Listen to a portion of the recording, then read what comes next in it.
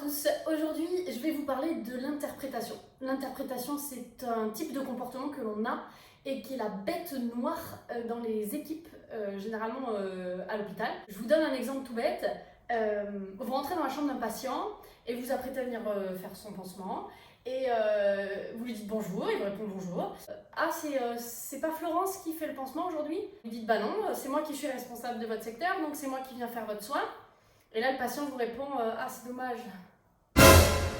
Et là, qu'est-ce qui se passe? Selon si vous n'avez pas trop confiance en vous, si vous êtes pas très sûr de vous, si vous n'êtes pas dans un bon jour, vous allez vous dire oh, qu'est-ce qu'il a le gars? J'arrive, je vais pour lui faire le pansement, il me dit comment ça, c'est pas Florence qui vient faire le pansement? Et le pire, c'est qu'à ce moment-là, vous interprétez ce ah, c'est dommage et vous prenez pas le temps de vérifier pourquoi il a dit ah, c'est dommage. Et tout simplement parce que vous interprétez quelque chose.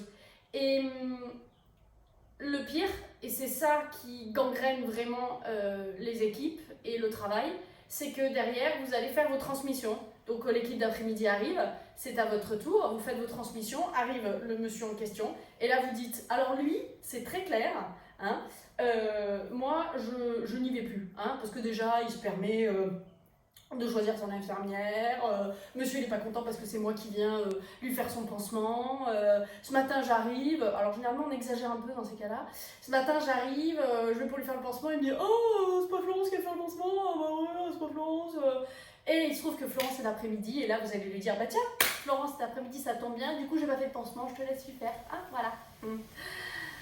Et tout ça en fait ne prend naissance que dans votre tête. Voilà, c'est vous seul qui l'avez créé. Parce que peut-être que, je sais pas, Florence lui avait promis de lui rapporter une recette de cuisine ou les photos de son chien qui est en fait un berger des Pyrénées parce qu'il est fou des bergers des Pyrénées et qu'il a dit ça comme ça parce que justement ce qu'ils avaient discuté la veille ou l'avant-veille, ça peut pas se réaliser tout de suite.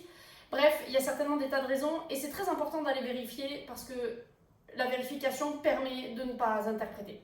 Alors comment on vérifie ? Eh bien, on vérifie en utilisant un verbe de perception. C'est-à-dire que si vous pouvez dire « j'ai vu que » ou « j'ai entendu que », alors c'est un fait. Si vous ne pouvez pas dire « j'ai vu que » ou « j'ai entendu que », alors ce n'est pas un fait, c'est une interprétation. Vous me suivez ? Et donc, il faut que vous alliez vérifier, en fait, avant de transmettre l'information. Et c'est pareil entre collègues quand on se parle. Donc, si vous ne pouvez pas faire précéder ce que vous allez dire par un verbe de perception, c'est que c'est certainement une interprétation. Donc, tournez votre langue cette fois dans la bouche et allez vérifier et après vous donnerez l'info. Et du coup, ce sera un fait et pas une interprétation et du coup, ça évitera beaucoup de conflits. Si vous avez envie, vous pouvez mettre en dessous de cette vidéo des situations dans lesquelles vous êtes retrouvés à interpréter et à vous rendre compte a posteriori que vous étiez complètement planté. Et que du coup, ça avait généré un truc un peu bof bof. Je me ferai un plaisir de vous lire.